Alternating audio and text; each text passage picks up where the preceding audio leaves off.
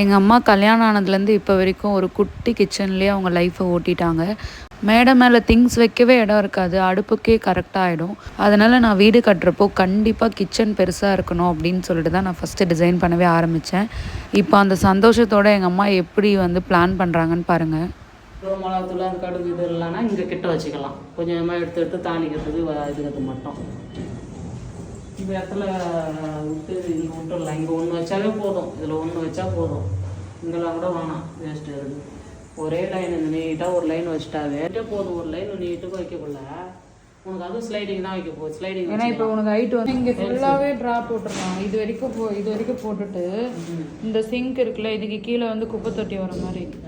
மீதி ஃபுல்லாக அப்படின்ற ஓப்பன் ட்ரா தான். ஆமாம், இதில் அவங்களோட ஒரே ஆசை என்னென்னா எல்லா பொருளும் கபோர்டில் வச்சு மூடி வச்சிடணும், வெளியில் எதுவுமே தெரியக்கூடாது, தேவைப்படும் போது மட்டும் எடுத்துக்கணும் அப்படின்றது தான்.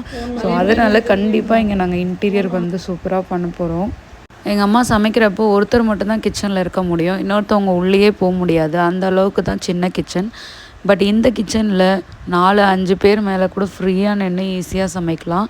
இதில் ஒரே ஒரு வருத்தம் என்னென்னா, இவ்வளோ நாள் நான் கிச்சன் சின்னதாக இருக்குன்ட்டு சமைக்காமல் இருந்தேன். இனிமேல் அந்த ரீசன் சொல்ல முடியாதுன்னு நினைக்கிறேன்.